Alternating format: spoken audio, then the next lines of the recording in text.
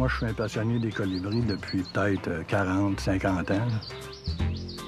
Jacques Turgeon est un ancien agent de la faune à la retraite. Il fait partie d'un grand réseau de 1800 bénévoles qui, au Québec, surveillent depuis des années le colibri à gorge rubis.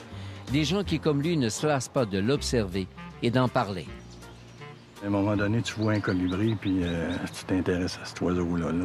Il vole pas comme les autres, puis il arrête, puis il vient te voir. T'sais, on se rend compte qu'il nous reconnaît même. Là. Les premiers, là, ils viennent nous saluer là, dans la fenêtre là, lorsqu'ils se présentent. Là. Puis même, j'ai déjà vu les derniers se présenter, puis venir nous donner un petit au revoir là, avant de partir. Là. Jacques Turgeon est un des initiateurs de cette vaste opération de surveillance faite en collaboration avec des biologistes de l'Université de Sherbrooke. Salut Jacques! Salut Yannick! Comment ça va? Ça a de l'allure. Yannick Charrette était étudiant à la maîtrise quand Jacques Turgeon l'a contacté il y a 8 ans. Il se préparait à travailler sur les colibris, donc lui, il était pour travailler en milieu sauvage, là, puis il voulait se pratiquer un peu, puis avoir une place pour en capturer, puis baguer. Là. Depuis, la résidence de Jacques Turgeon est devenue un véritable paradis pour colibris. Par moments, durant la belle saison, il y a une quarantaine d'abreuvoirs pour l'oiseau-mouche. En plus de la surveillance, chaque année, les biologistes en capturent et les marquent pour les suivre de plus près. C'était important de remettre le perchoir sur le même côté qu'il était. Parce que sinon, en plus de la cage, les colibris arrivent, ils cherchent le perchoir, puis en plus de la cage, ils rentrent plus. Donc, on s'éloigne le plus possible. Et puis on attend, comme à la pêche.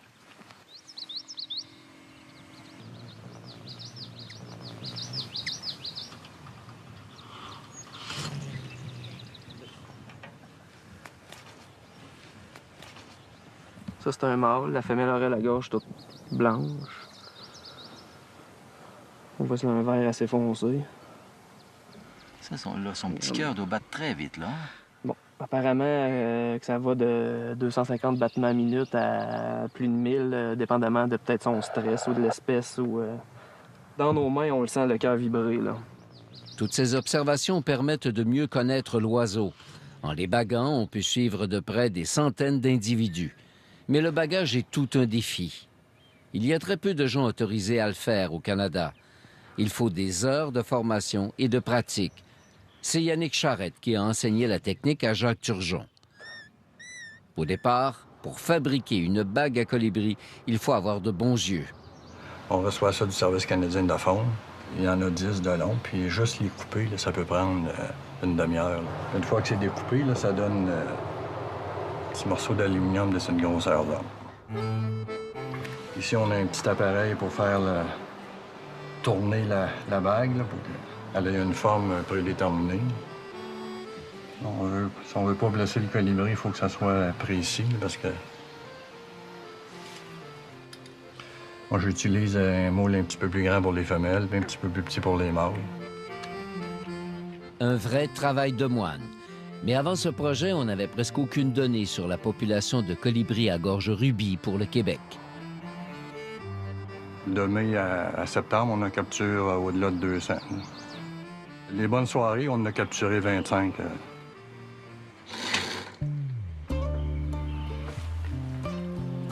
3,8. Ils vont porter le numéro 31 866. En 2007, on a capturé une femelle qui avait été baguée au Texas. Puis cette année, on a capturé un mâle qui avait été bagué là, au Texas aussi en 2007. Une petite bête, là. Il faut ensuite mesurer le bec, 15 mm, puis l'aile, 39 mm. et évaluer l'indice de gras. C'est sur la poitrine que les colibris font leur réserve. Ils mettent une petite marque de rouge sur la poitrine. Grâce à cette marque, les observateurs pourront repérer l'oiseau à distance. On en a déjà trouvé un à 200 km d'ici, à La Tuque. On va lui donner un petit stimulant avant qu'il parte. Bon, ben mon petit pit, vas-y, il y a des gens qui t'attendent.